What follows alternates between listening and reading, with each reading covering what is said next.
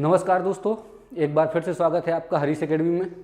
देखो, जो अपना पिछला टॉपिक था उसमें अपन ने हिमालय के बारे में थोड़ा सा जानकारी अपन ने हिमालय की ली थी, जिसमें ट्रांस हिमालय, बृहद हिमालय, लघु हिमालय, शिवालिक हिमालय, इनकी चर्चा टेल पे की थी।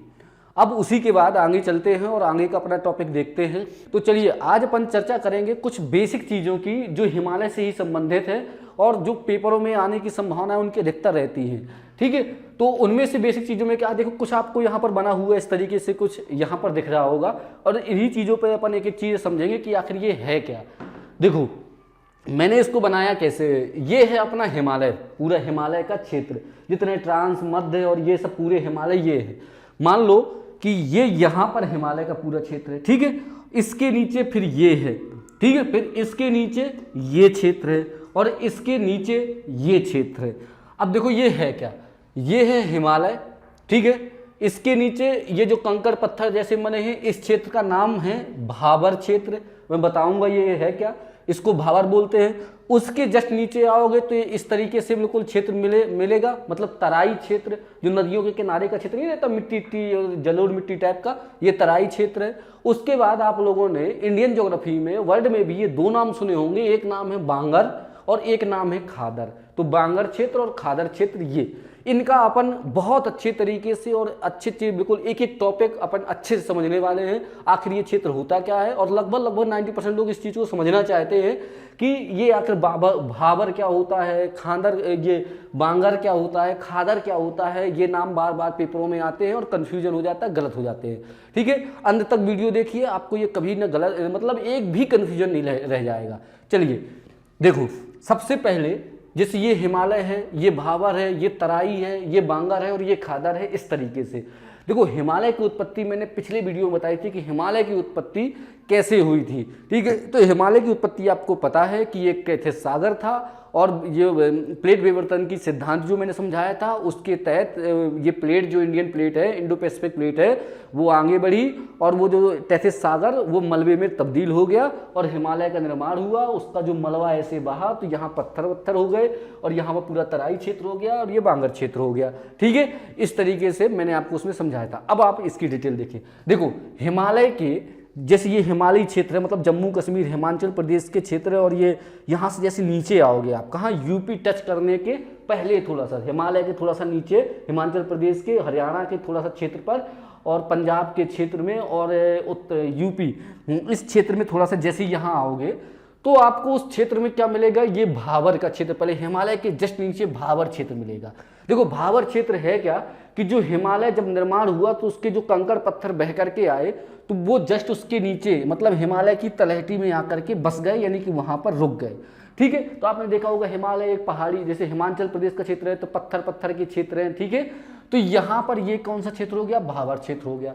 तो जो अभी अपन ने जस्ट पिछले वीडियो में शिवालिक पर्वत श्रेणी पढ़ी थी, तो शिवालिक पर्वत श्रेणी से लेकर के सिंधु, मतलब शिवालिक पर्वत श्रेणी के, मतलब ये सिंधु क्षेत्र जो है, शिवालिक पर्वत श्रेणी के समानांतर सिंधु क्षेत्र के से लेकर के, और जो यहाँ तिस्ता नदी है, तो तिस्ता नदी तक का जो विस्तार है 8 से 10 किलोमीटर का विस्तार, ये भाबर क्षेत्र का है। भाबर क्षेत्र में और कुछ नहीं है। भाबर क्षेत्र में है क्या कि भाबर क्षेत्र में कंकड़ और पत्थरों का एक समूह का क्षेत्र है। ठीक है, तो उसको अपन भाबर बोलते हैं। दूसरी इंपॉर्टेंट बात ये क्या है कि देखो, जो हिमालय से नदियां निकलती हैं, ठीक है, वो नदियां हिमालय से तो निकलती हैं, हिमालय के क्षेत्र से, और इस भाबर क्षेत्र में जैसे एंट्री करती है, कंकड़ पत्थर, ये पहाड़, बड़े बड़े पत्थर जो डले हैं, यहाँ पर विलुप्त हो जाती हैं। विलुप्त हो जाने का मतलब ये है कि पत्थरों के नीचे हो जाती हैं नदियाँ। ठीक है, और नीचे होने के बाद जब ये तराई क्षेत्र नीचे का आता है, मतलब ये जैसे यूपी का क्षेत्र ये आता है, यहाँ पर इनका पुनः उद्गम हो जाता है नदियों का, मतलब वो पत्थरों से ऐसे अंदर घुसती है और नीचे नीचे चलते हुए और तराई क्षेत्र में फिर से निकल आती हैं। तो अब ये भाबर में ज़्यादा कुछ नहीं है, बट पता होना चाहिए कि हिमालय के जस्ट नीचे भाबर है, जो कंकड़ पत्थरों का पूरा क्षेत्र बना हुआ है। शिवालिक के समानांतर ये क्षेत्र है भाबर, और सिंधु से लेकर तिस्ता नदी तक भाबर क्षेत्र का विस्तार है। और कितने किलोमीटर है, 8 से 10 किलोमीटर तक का इस भाबर क्षेत्र का विस्तार है। तो ये हो गई भाबर की जानकारी। अब आगे चलते हैं, आगे क्या है, तराई का क्षेत्र। तराई क्षेत्र में क्या है कि देखो, जो तराई नाम से ही आपको स्पष्ट हो जाए कि ये नदियों का निक्षेपण से बना हुआ क्षेत्र है। तो ये कैसा होगा, ये होगा दलदली एवं नमी युक्त क्षेत्र होता है, मतलब पूरा दलदल टाइप का हल्का रहता है, मतलब गीली मिट्टी यहाँ रहती है, तो दलदली और नमी युक्त क्षेत्र जो है वो तराई है। ठीक है, तो यहाँ नदियाँ क्या होती है, यहाँ पर विलुप्त होती है, विलुप्त मतलब पत्थरों के नीचे हो जाती है, और यहाँ उद्गम इनको पुनः प्रकट हो जाती है, नदी वही रहती है।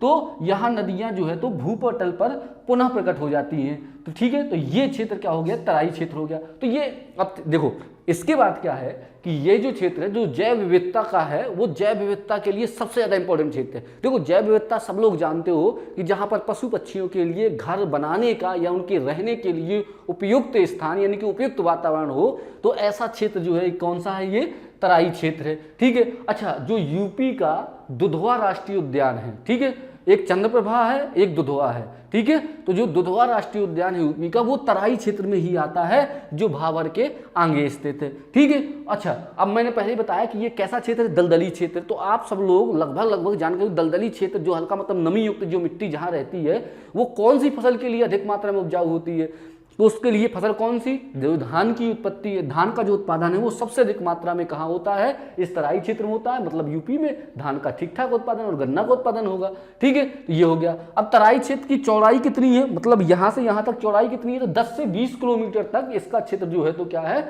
चौड़ाई है किसकी, तराई क्षेत्र की।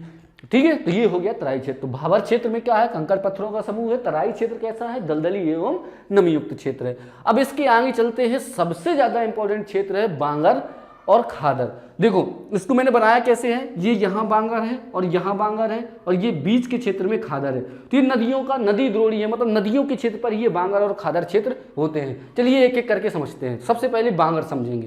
देखो बांगर का जो निर्माण होता है वो बाढ़ के मैदान के ऊपर होता है। मतलब बाढ़ के मैदान के ऊपर कैसा कि मान लो कि ये कोई राज्य है या ये कोई क्षेत्र है, यहाँ से नदी प्रवाहित होती है। अब इस नदी में जब बाढ़ आई तो ये यहाँ तक बाढ़ के मैदान के ऊपरी क्षेत्र तक, मतलब यहाँ तक बाढ़ तो आती है लेकिन इसके ऊपरी क्षेत्र, इसके बाद नदी जब पुनः अपनी स्थिति में आती तो फिर ऐसी हो जाती है। तो बाढ़ के मैदान के ऊपरी क्षेत्र को क्या बोलते हैं, जो क्षेत्र बनता है उसको बोलते हैं, कौन सा है, बांगर का क्षेत्र है। नाम याद रखना है बांगर। ठीक है, बांगर क्षेत्र पाया कहाँ जाता है कि ये हरियाणा और पंजाब के क्षेत्र में बांगर के क्षेत्र जो है तो अधिकतर मिलेंगे हरियाणा और पंजाब में। अच्छा यहाँ जो मिट्टी कैसी होगी, अच्छा एक मिट्टी का आप लोगों ने नाम सुना होगा, एक मिट्टी समझ लो ये लवड़ीय मिट्टी होती है, रेह नाम सुना होगा। देखो रेह क्या होती है, रेह आप लोगों ने देखी होगी, जैसे रेह होती है मैं बताऊं जैसे जो बालू रहती है, ठीक है, तो बालू जैसी ही रेह है एक हिसाब से, बिल्कुल इतने महीन बालू के कण क्या होते हैं, थोड़ा बड़े बड़े रहते हैं, लेकिन रेह के जो कण होते हैं जैसे धूल से थोड़ा बड़े और बालू से थोड़ा कम, उसको बोलते हैं रेह मिट्टी। जैसे आप इलाहाबाद जब कभी जाओगे तो जो गंगा का तलहटी क्षेत्र है, गंगा का जो क्षेत्र है जहाँ से गंगा नदी बहती है, तो जैसी गंगा नदी पूरी गर्मियों के दिनों में जब सूख जाती है, थोड़ा कम पानी उसमें हो जाता है, तो वहाँ पर आप जाओगे, वहाँ पर आपको रेह मिट्टी मिलेगी। रेह मिट्टी बिल्कुल कैसे, ना तो बिल्कुल धूल रहती है ना ही वो बालू रहती है, उसके बीच का क्षेत्र रहता है, वो रेह मिट्टी कहलाती है। तो इस बांगर क्षेत्र में क्या है, रेह एवं कल्लर जैसे जो मिट्टियाँ रहती हैं उनका जो है तो मतलब अधिक मात्रा में यहाँ पर क्या होती है, प्राप्त होती है बांगर क्षेत्र में। ठीक है, अच्छा अब दूसरा नाम इसको लिखना का, जो पुरानी जलोढ़ मिट्टी है। अब देखो जलोढ़ मिट्टी तो सब लोग जानते हो, ठीक है, नदियों द्वारा जो बहा कर ले आती है, सबसे अधिक मात्रा में उत्पादन इसी मिट्टी में होती है। तो जो जलोढ़ मिट्टी है, तो जो पुरानी जलोढ़ मिट्टी है, कैसे, पुरानी जलोढ़ मिट्टी, मतलब नदियाँ जो लाई थी मिट्टी को और बहुत समय बाद जो पुरानी हो चुकी है, मतलब पूरी सूख चुकी है, तो जो पुरानी जलोढ़ मिट्टी है उसी का नाम दे दिया गया कि ये क्या होता है, इसको क्या बोल देते हैं, इसको बांगर बोल देते हैं, पुरानी जलोढ़ मिट्टी को।